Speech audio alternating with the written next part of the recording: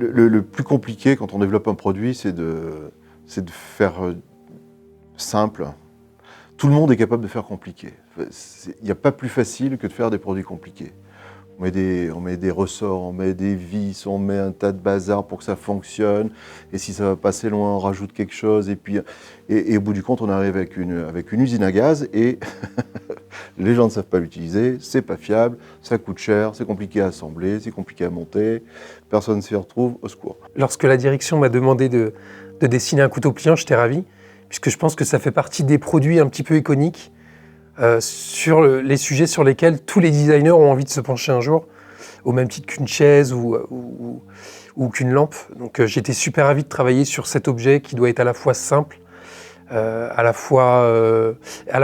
fois complexe, mais la complexité ne doit pas se voir si le design, si la technique est bien réalisée. Un produit comme celui-ci, en fait, il parle de lui-même, il est simple. On devine l'usage, on devine la façon de l'utiliser. Donc, en fait, il s'agit d'évisser la molette pour libérer la lame. On peut ensuite ouvrir la lame facilement. On verrouille la lame en position ouverte pour éviter de se blesser à l'usage. Donc, il est impossible de se blesser une fois qu'on a tourné la molette à fond. Voilà, la lame est verrouillée. On déverrouille la molette, on referme la lame. Pas plus simple, hein. Et puis on referme la molette et le produit est verrouillé, on ne peut pas se blesser quand le couteau est dans la poche. Mais quand un produit est aussi simple et évident, difficile de faire un produit qui ne soit pas une copie, qui ne soit pas une inspiration directe. Et donc d'apporter un petit peu une fraîcheur dans certaines typologies de produits qui existent déjà depuis des millénaires, ce qui est le cas du couteau. Donc c'est vraiment de jouer avec les codes. Il y a des produits, notamment des très célèbres, hein, qui ont fait le tour du monde et qui sont de fantastiques produits. Et qui tirent leur qualité justement de cette simplicité. Mais il y a toujours une volonté d'aller de l'avant, d'innover, de ne pas représenter quelque chose qu'on a déjà présenté 10 fois. Et puis même des fois si c'est dur, eh ben, on s'oblige à le faire, tout simplement parce qu'en fait on veut que dans chaque produit qu'on sort, il y ait l'essence de TB dedans, que ce ne soit pas simplement une copie d'un produit. On voulait vraiment que ce soit le compagnon de la vie de tous les jours. Donc on voulait que ce soit un couteau qui soit très sympathique, qui soit tout sauf agressif, que l'on ait envie de l'avoir avec nous tous les jours, qui puisse nous accompagner et que ça ne fasse pas peur quand on le sorte devant quelqu'un. Alors le concept de départ, un produit simple, avec des matériaux simples. Donc on s'appuie quand même sur des matériaux qui sont des matériaux de qualité, du hêtre naturel, de l'inox, une lame en inox, la virole aussi est en inox, la molette est en inox. Pas d'entretien, pas de conditions d'utilisation particulières. L'idée principale était vraiment d'avoir une ergonomie qui soit très simple, donc de se limiter à une rotation pour bloquer, pour déverrouiller et verrouiller la lame. Donc voilà, c'est super simple. L'utilisation, normalement, si le travail est réussi, juste en regardant l'objet, on doit comprendre un petit peu comment il fonctionne. Et là, hommage au designer, c'est que le résultat est quand même très agréable. Enfin, c'est un produit qui a ce soupçon allez, on va dire de mécanique quand même. On a conservé des traits de caractère qu'on utilise souvent chez TB avec un biseau sur l'arrière de la lame qui rajoute un petit peu au produit dans son caractère technique. Par contre, tous les autres éléments techniques sont dissimulés et on voit simplement les 3 éléments principaux, la molette, le manche et la lame. C'est tout. Simplicité. Chaque détail sur ce couteau a une raison d'exister.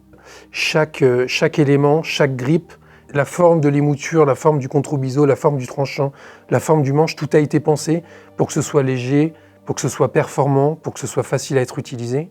La partie développement qui est cachée, qui est invisible, n'existe pas, ça a été développé par les équipes techniques. Et c'est marrant parce qu'avec très peu de pièces, ils ont réussi à faire quelque chose qui soit très simple, très fonctionnel. La mécanique est quand même hyper intéressante, à tel point d'ailleurs qu'on a décidé de déposer un brevet pour cette mécanique. Encore une fois, ce qui est simple ne veut pas dire que ça a déjà été fait. Et souvent, pour en arriver à quelque chose de simple, il faut en passer par plein d'itérations. En fait, en tant que designer, je viens avec des propositions. Et ça sert de point de départ pour commencer à discuter. Et ensuite, on garde les meilleures idées, on fait évoluer le dessin. Donc c'est vraiment un travail itératif. Et très vite, l'équipe que l'on appelle le BE, donc le bureau d'études, il est intégré au processus de création avec moi. Et donc c'est des allers-retours comme ça. qui sont constants jusqu'à temps qu'on aboutisse à quelque chose qui soit vraiment abouti. Pour un produit comme Suricate, j'ai cru qu'on rendait le designer fou, moi, parce on est passé par je sais pas, 10 versions peut-être, soit 10 maquettages, et puis faire des pièces, ça va en prod, ça revient, et à chaque fois on s'est dit non, en fait, c'est pas idiot proof, ça marche pas, c'est trop compliqué, ou ça coince, et à chaque fois on s'est dit, bah, tant pis, on n'est pas arrivé au bout, si on n'est pas satisfait, si ça paraît pas naturel, c'est qu'on n'est pas arrivé au bout.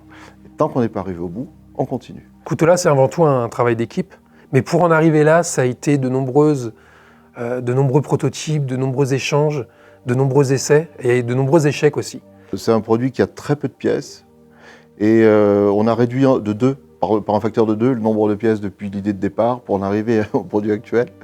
Il y a un élément qui n'a jamais changé, c'est le fait de se dire on veut travailler avec une molette latérale.